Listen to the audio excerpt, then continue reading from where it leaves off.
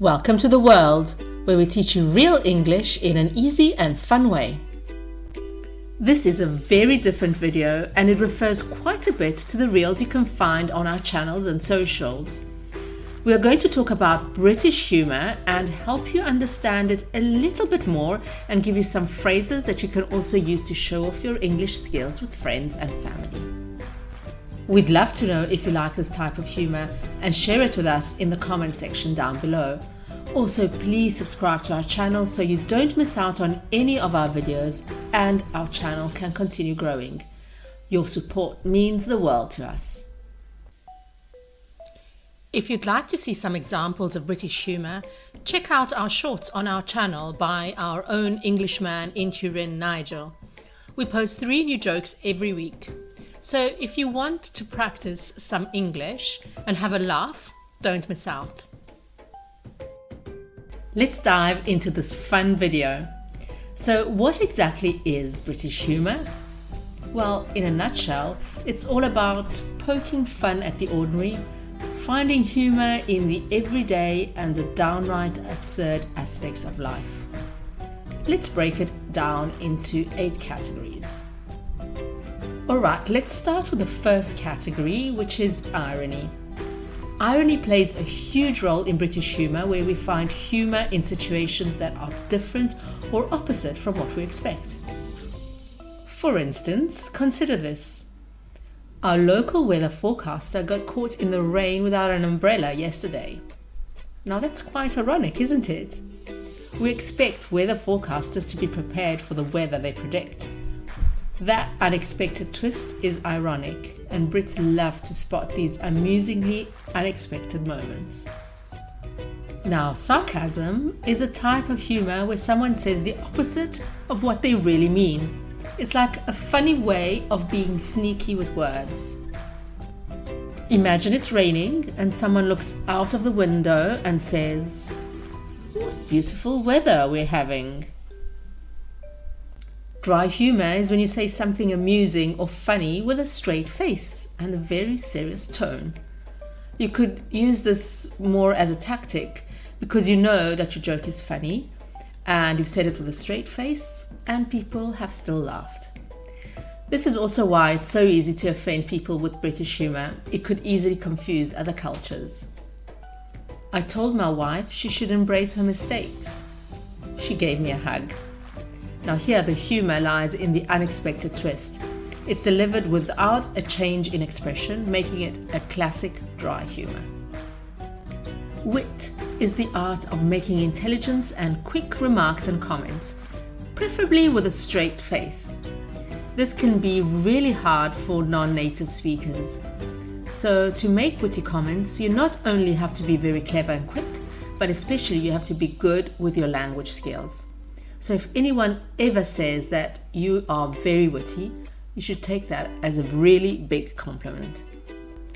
You can use wit for sharp observation. Imagine you are in a crowded place. You could say, "This place is so crowded, I feel like a comma in a long sentence."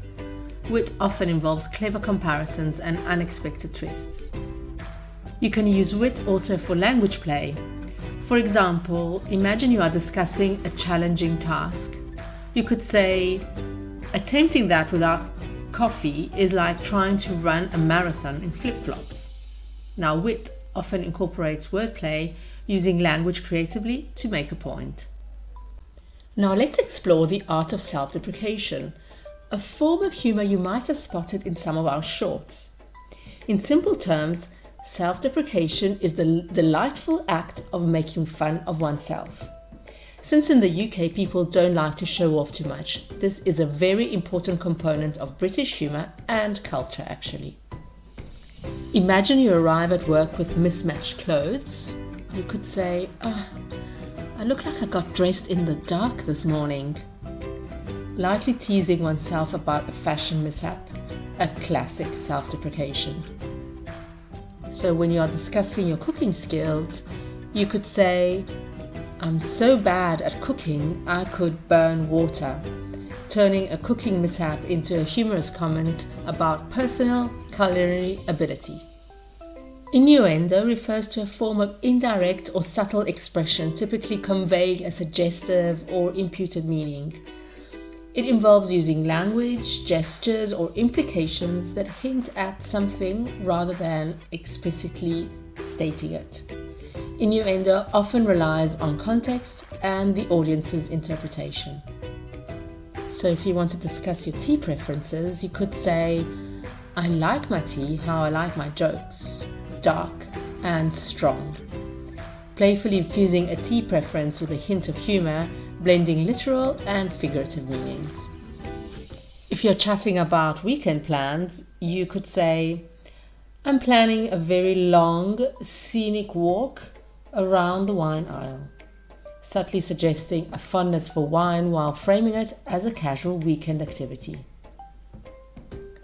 Banter is a distinctive form of light-hearted, playful teasing or joking that's commonly used in British culture. It's a way people interact with friends, family, or colleagues. Banter often involves humorous exchanges, witty remarks, or even mild teasing, all in good spirits. It's essential to note that banter is meant to be enjoyable and not offensive. If your friend says, "You're always late," you could reply, "Fashionably, my dear, fashionably." When your colleague tells you, "Your coffee making skills need improvement," you could reply, "Well, I can't compete with a coffee shop on the corner." Last but not least, let's look at puns. This is a delightful form of wordplay that involves using words with multiple meanings or words that sound similar but have different meanings.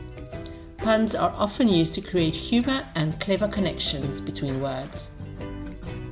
So here are a few examples. "I used to be a baker because I needed dough." "Time flies like an arrow." "Fruit flies like a banana." If you want to respond to these different types of British humour, here are a couple of ideas of phrases you could use.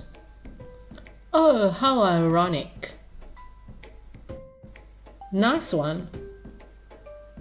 "You're quick."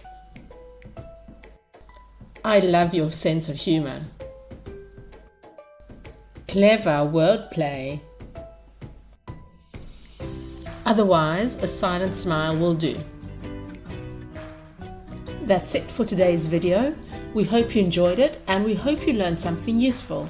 Write in the comments which type of humour you like the most and also if you didn't understand some.